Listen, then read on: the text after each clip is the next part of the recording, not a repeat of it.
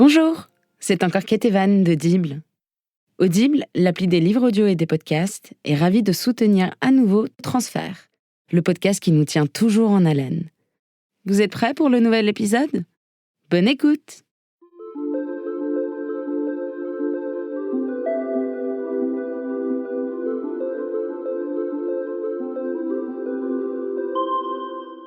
Depuis 2 ans et demi que Transfert existe, nous recevons souvent des messages de vous qui nous dites que vous nous écoutez en famille, avec des copains, dans votre baignoire, que Transfert accompagne votre quotidien, ce qui nous fait un plaisir fou. Quand on a découvert l'histoire d'aujourd'hui, on a pensé que c'était une sorte d'hommage à cette intégration dans votre quotidien. Et on s'est demandé à quel point l'amour des histoires peut donner envie d'en créer une, d'en rêver une, le talent de faire vivre, le temps d'une nuit, des personnages, des décors, et de les planter dans la vraie vie. Voici donc aujourd'hui dans Transfert, comme un petit conte de Noël, signé Iris Ouedraogo.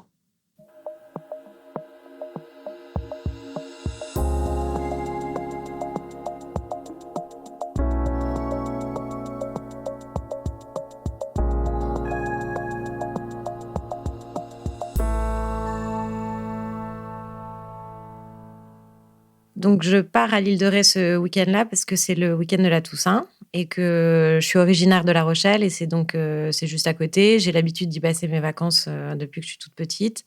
Et c'est un peu d'ailleurs un endroit où je vais me réfugier, me reposer.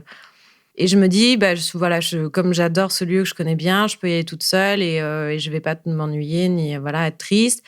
Et quand je finis le week-end, finalement, je suis quand même assez contente de rentrer, de prendre le train et parce que j'ai un peu de retrouver la vie parisienne parce que j'ai un peu le cœur, pas très en forme, quoi.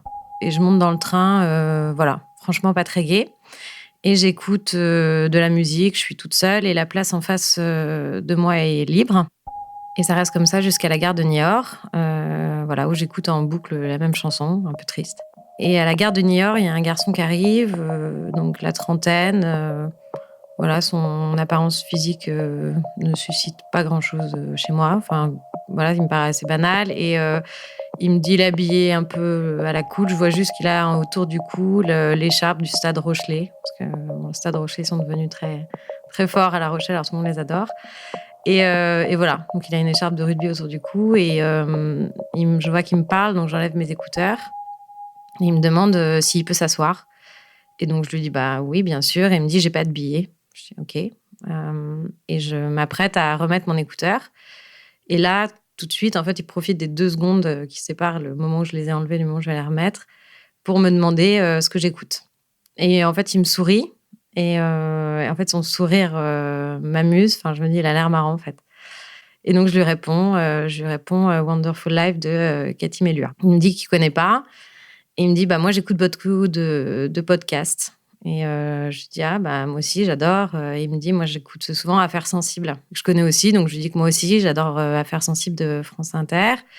Et puis, je lui dis, mais moi, j'ai surtout découvert Transfert de Slate et j'adore. Il me dit, je connais pas.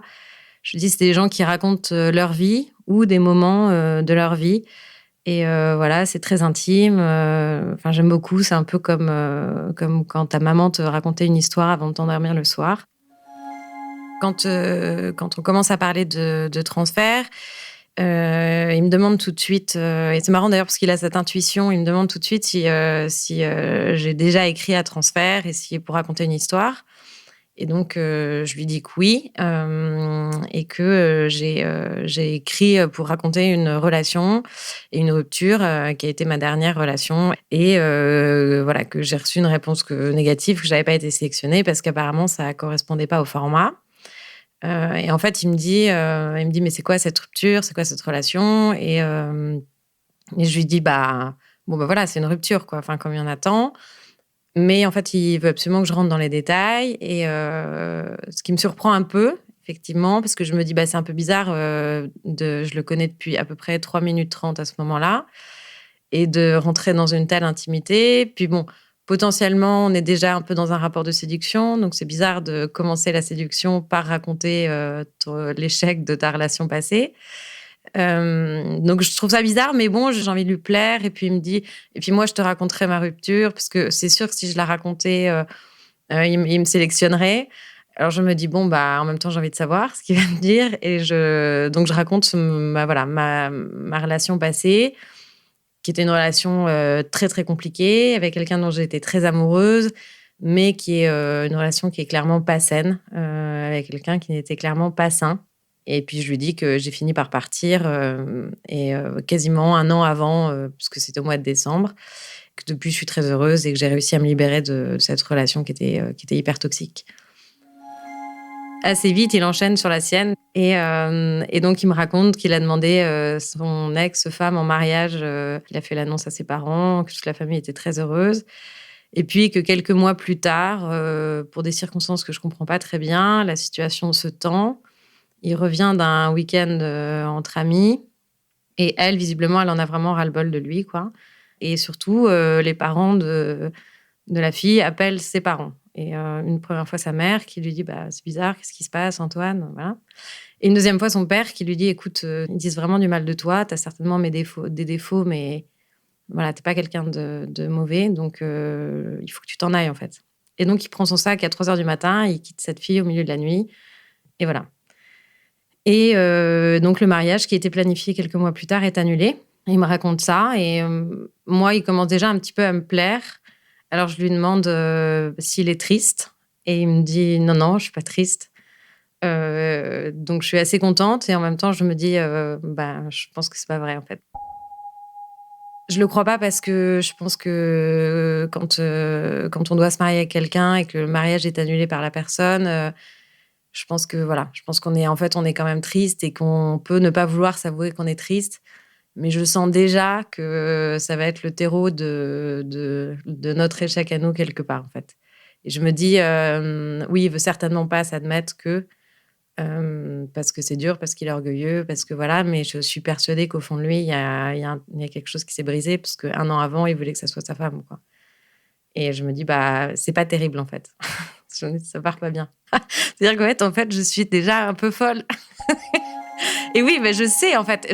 Mais en fait, pour être très honnête, je pense qu'à partir du moment où la première phrase, où il me regarde en souriant et il me dit qu'est-ce que vous écoutez, et qu'il me sourit, je sais, en fait. En fait, j'ai un énorme coup de foudre, quoi.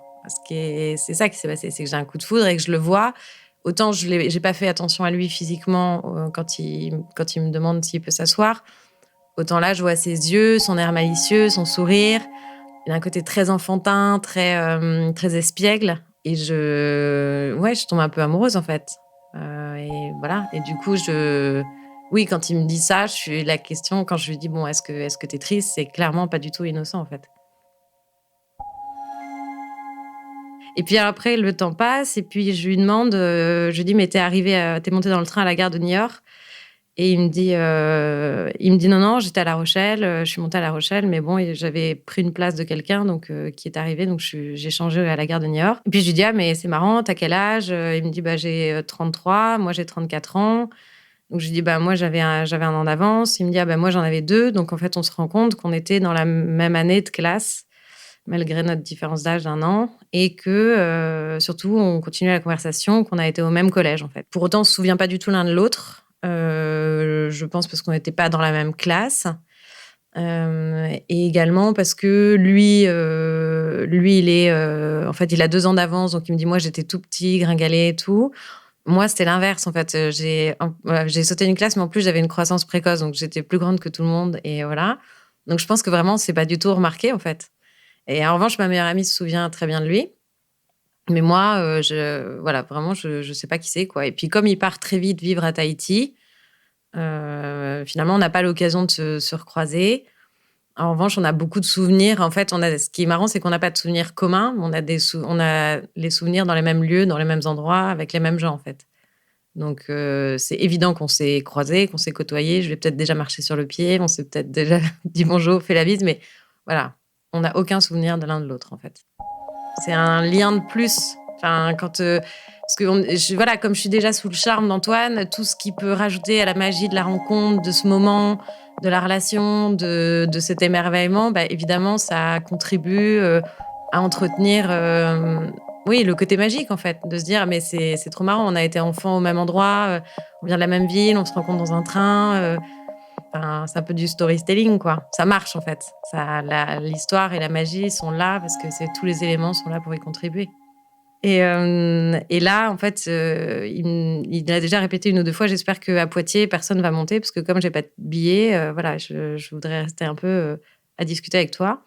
Et évidemment, il y a une fille qui monte à Poitiers et donc là, il me dit: «Bah, on est tout près en plus du wagon-bar». Il me dit: «On va au wagon-bar».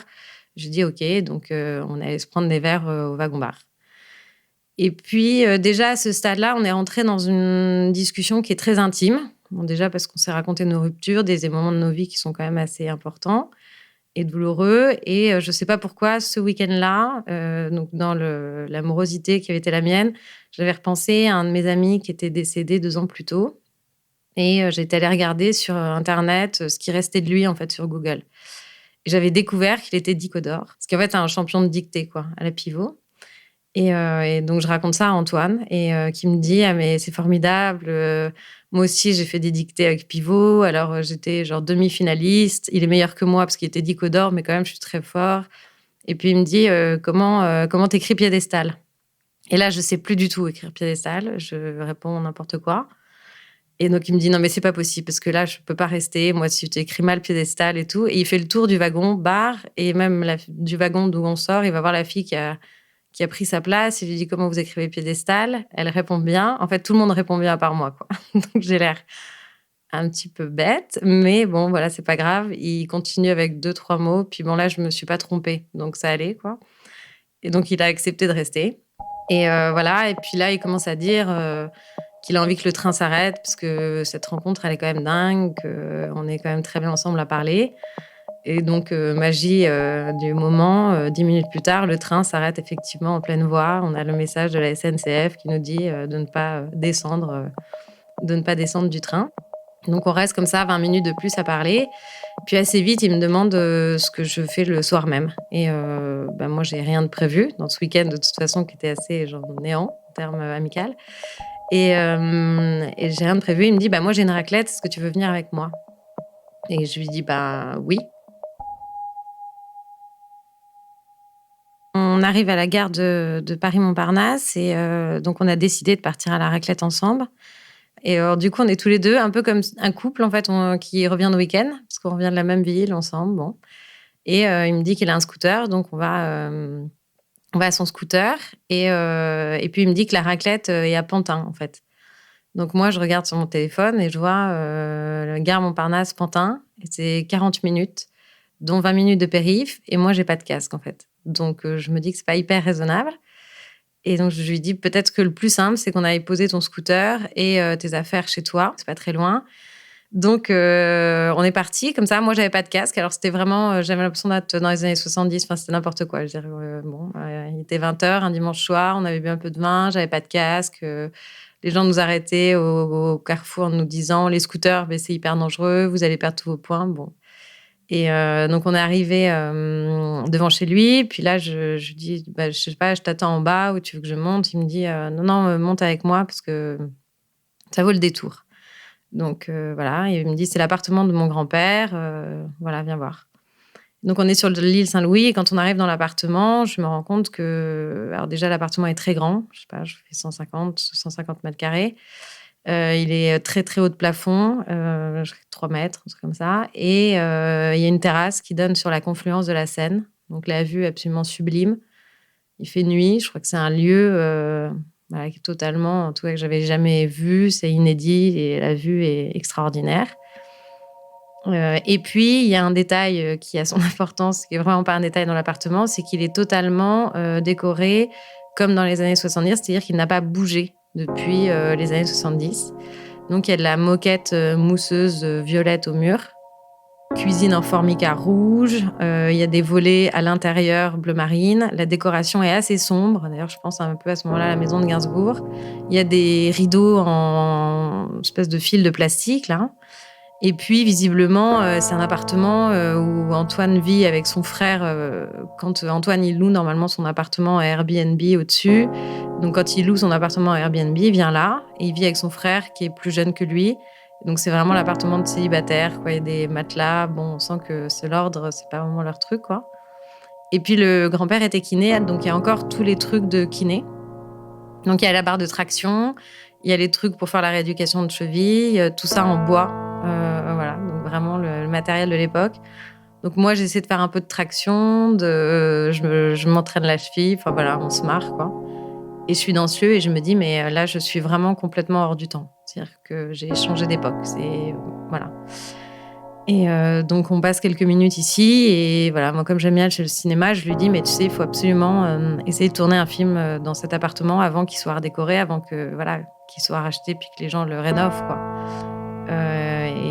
Et je vois très bien, enfin, quelque part, le film qui peut se tourner, quoi. Et je me dis, enfin, ce lieu est complètement magique. Finalement, on s'en va. On arrive, donc là, on est encore dans un nouveau changement de décor. Moi, j'arrive chez des gens que je connais ni d'Ève ni d'Adam, à qui il a raconté qu'il emmenait une fille qu'il avait rencontrée dans le train, je crois. Donc les mecs sont assez sympas, voilà, ils m'accueillent. Alors, je sais pas s'ils sont surpris ou s'il a l'habitude de faire ça, en fait. Moi, je me pose pas vraiment de questions. Eux, ils font en sorte de pas s'en poser. Voilà, ils sont partis en Russie, donc ils parlent beaucoup de ce séjour. Il y a d'ailleurs une jeune femme russe qui est là, donc ça parle anglais, du séjour en Russie. Bon, finalement, moi, je suis une donnée un peu étrange de ce dîner comme une autre, quoi, et qui se passe très bien. Et Antoine, il me regarde tout le temps, il me dit: «Mais c'est extraordinaire, c'est incroyable», voilà. Et moi, je trouve ça évidemment extraordinaire, incroyable. Et après, donc, ils veulent tous aller prendre un verre, retourner dans le Marais. Donc voilà, on a fait beaucoup de distance ce soir-là, parce qu'ils ont un bar d'habitués auquel ils vont tout le temps, qui s'appelle le Cactus. Et donc, nous voilà partis à minuit de dimanche soir, toujours avec mes valises, du coup, donc je me balade avec. Et évidemment, il y a que des habitués du dimanche soir, voilà, des gens qui passent un peu leur vie au comptoir, d'ailleurs. Et parmi ces gens, il y a un mec qui visiblement connaît bien Antoine et qui aime beaucoup Antoine et que Antoine aime beaucoup, qui fait du théâtre. Bon, alors, qui fait du théâtre, voilà, je sais pas vraiment dans quelle proportion, mais voilà. Puis il a cette voix très grave, et donc je commence à lui raconter un peu ma vie, que je veux faire de la production de théâtre. Donc on parle de ça au bar. Puis il y a toute cette population un petit peu étrange du monde de la nuit, voilà. Et en même temps, c'est hyper bon enfant. Voilà, c'est vraiment un petit bar sympa, quoi, où tout le monde raconte sa vie. Bon, puis finalement, à un moment, je me retourne et Antoine m'embrasse. C'est aussi un peu comme si c'était la confirmation de... Oui, on est vraiment dans un début d'histoire amoureuse. En fait, c'est pas donc le baiser en soi est super, mais c'est surtout ça, c'est ce début, finalement, ce début d'histoire. Et puis, il y a le côté, voilà, très cinématographique de toute cette nuit, sentiment de féerie, de magie, truc très enfantin où on est hyper joyeux. Enfin, on se regarde beaucoup, en fait. Lui, il me regarde beaucoup. De toute façon, il est assez demandeur, finalement, dans cette... et presque, je dirais, c'est lui qui organise l'événement. Enfin, je veux dire, c'est lui qui vient me chercher dans le train, c'est lui qui m'amène au wagon-bar, c'est lui qui m'amène à sa raclette, c'est lui qui... et c'est lui, à ce moment-là, qui me regarde. Et puis voilà, qui dit tout le temps, c'est extraordinaire, c'est... Et puis en fait, chaque élément, surtout, rajoute un côté très hors du temps. En fait, on arrive dans cet appartement, c'est complètement, voilà, c'est hors du temps, c'est 70s, le lieu est magique, on s'en va, on est dans ce taxi, on part à Pantin, donc on traverse à l'autre bout de Paris. Donc c'est comme si en fait on quittait à chaque fois une époque pour en retrouver une autre, un lieu pour en retrouver un autre. On repart de Pantin pour revenir dans le Marais, dans ce bar qui est finalement aussi un peu hors du temps, avec ces mecs qui sont là, on sait pas trop ce qu'ils y font. Et voilà, et en fait, on est très hors réalité. Et c'est l'impression, je pense qu'elle s'accroît avec la nuit qui avance. Et en fait, je vois la nuit qui va se finir et j'ai pas envie que ça s'arrête, en fait. Et je sais que ça va s'arrêter, et je sais qu'un moment va se réveiller et que, voilà, ce moment sera fini. Et j'ai pas envie, en fait. J'ai déjà le sentiment que ça ne se reproduira pas ou très peu. Et puis, finalement, le Cactus a fermé à 2h du matin. Donc, nous voilà repartis avec mes bagages dans les rues de Paris. Et on rejoint donc l'île Saint-Louis à partir du Marais. On traverse les rues du Marais et on arrive chez lui, dans l'appartement du grand-père. Il y a le petit frère qui dort, mais qu'on ne voit pas. Et puis, on se met au lit. Et puis, on n'a pas vraiment envie que la nuit se finisse. Donc, on écoute des chansons. On adore écouter des chansons françaises. Et donc, il met ses 2 chansons préférées. La première, Le petit pain au chocolat de Jodassin. Et la deuxième, qui est devenue assez importante à mes yeux, parce que je trouve qu'elle résume beaucoup de sa personnalité et de ce qui s'est passé à ce moment-là, qui est la chanson Les marionnettes de Christophe, qui dit Moi, je construis des marionnettes avec de la ficelle et du papier. Donc, c'est vraiment cette idée d'avoir réussi à en fait créer un moment de bonheur à partir de rien. Donc voilà, et en fait, on dort dans les bras l'un de l'autre, on est vraiment serrés l'un contre l'autre, mais on dort de manière totalement platonique, quoi. Un peu comme 2 adolescents ou 2 âmes sœurs, justement. Et on se réveille le matin, on est lundi matin, il est 9h15, pas spécialement en avance sur l'emploi du temps. Je suis quand même hyper fatiguée, dans un appartement que je connais pas, où il y a de la moquette violette. Et il y a en plus le mec qui vient réparer la chaudière qui débarque. Donc là, on est vraiment dans une scène, voilà. Je pense que le type se dit, je sais pas où il est. Enfin, lui, il se dit, voilà, c'est qui ces jeunes qui vivent dans cet appartement immense à la déco improbable. Moi, de toute façon, je suis ailleurs complètement. Voilà, j'ai pris ma douche, tout ça, et je m'apprête à partir. Il me raccompagne et sur le seuil de la porte, il me dit, mais rassure-moi, enfin, on a échangé nos numéros. Et donc moi, en fait, je sais qu'on n'a pas échangé nos numéros. Je suis déjà dans un sentiment de quasi-panique, disant que non. Mais donc je lui dis, ah non, peut-être pas sûr. Bon, bref. Donc on échange nos numéros. Et voilà, je pars travailler. J'arrive au bureau avec donc mes bagages. Et je suis complètement décalée, en fait. J'ai l'impression que les gens ont une vie normale et puis que moi, je viens de vivre un truc totalement extraordinaire. Et en plus, voilà, personne n'est au courant de ce truc extraordinaire qui pourtant s'est produit, quoi. Et le soir, je lui envoie un dernier message en allant me coucher en lui disant, en fait, à Slate, c'est pas nos ruptures qu'on devrait écrire, c'est notre rencontre.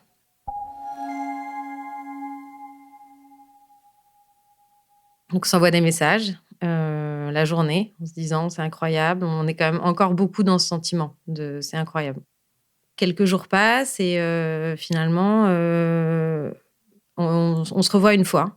Quand je l'ai retrouvé, moi, j'étais déjà un peu surprise parce que c'est un peu moi qui lui ai dit genre: «Bon, bah, là, on se revoit», parce qu'il m'écrivait beaucoup, mais voilà. Et en fait, quand je suis arrivée, il m'a fait la bise direct, donc je me suis dit: «Ah ouais, d'accord, on est vraiment on est vraiment redevenus potes, quoi». C'est un peu une douche froide, donc j'ai instantanément mal au bide, mais bon, faut pas que ça se voie. Mais après, au bout d'une demi-heure, comme on a recommencé à se parler, comme on s'est parlé dans le train, bah, en fait, tout est gommé. Et d'ailleurs, il me dit: «Bah, je suis vraiment pas déçue d'être venu». Et moi, j'ai envie de lui dire: «Mais en fait, parce qu'une seconde, tu t'es posé la question de savoir, si tu pouvais être déçu?» Enfin, on repasse une nuit ensemble une nuit, intense et belle, mais bon, évidemment, différente, de la première qui était inédite et surprenante, mais une très belle nuit, voilà.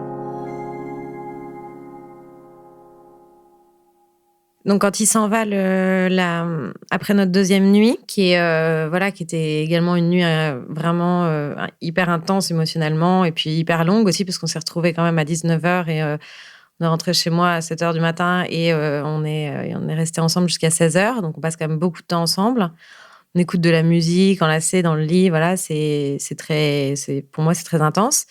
Mais quand il s'en va, je sais instantanément que je vais pas le revoir, en fait. Je le sens et il me dit absolument pas ça. Il me dit que les 2 nuits qu'on a passées, c'était vraiment génial, que voilà, je me rappelle, il me dit: «Bah, non, mais c'est un bon point». Je trouve l'expression un peu étrange. Et donc après ça, je sais je le sens, en fait. Je sens il va plus rien se passer, en tout cas pendant un long moment. Donc il m'écrit, il continue à m'écrire, en fait. Il m'écrit pas mal. Mais il me repropose pas de me voir et en fait, il recrée pas l'occasion, voilà, pour qu'on se revoie et puis moi, en fait, assez vite, ça me lasse parce que je j'ai pas envie d'avoir une relation SMS, et puis parce que je trouve ça hyper dommage, en fait. Je trouve que notre rencontre avec c'est exceptionnel, que la nuit qu'on a passée ensuite l'a été également et du coup, je trouve ça ouais, je suis déçue. Je me demande aussi si finalement ce moment, il a été presque un peu je le revisite, en fait. Je me dis: «Est-ce que je l'ai survécu? Est-ce que je l'ai» et en même temps, lui, il dit tout le temps, il continue à dire dans ses messages que non, quoi, que c'est vraiment, voilà, que ça C'est peut-être, il dit que c'est un problème d'organisation. J'y crois pas du tout, mais et voilà. Et c'est vrai que j'avais un ami qui disait: «On dit pas merde à la vie». Et moi, je trouve qu'en fait, ne rien faire de cette rencontre, c'est un peu dire, finalement, c'est un peu dire merde à la vie. Parce que je pense qu'elle aurait pu donner une relation, exceptionnelle. Avec, la rencontre qu'on a vécue, je j'aurais pas pu imaginer ou une suite comme ça. Même si pour autant, pendant tout ce moment-là, je me dis quelque part, ça n'aboutira pas à une relation. C'est comme si c'était peut-être trop, en fait. Et peut-être que les relations qui fonctionnent dans la vie, c'est des relations qui commencent, peut-être normalement pour s'ancrer dans un quotidien, et que cette irréalité, finalement, elle nous a sublimés, mais elle nous a aussi un peu tués.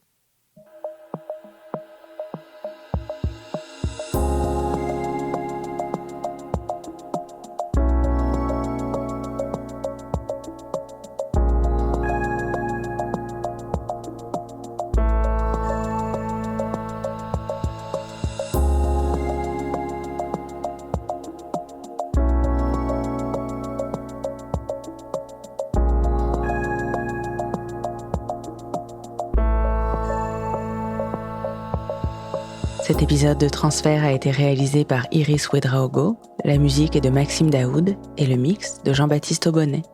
Merci à Maureen Wilson et Adélie Pojman-Pontet pour leur aide à la production. Je suis Charlotte Pudlewski et Transfert est produit par Louis Média pour Slate.fr.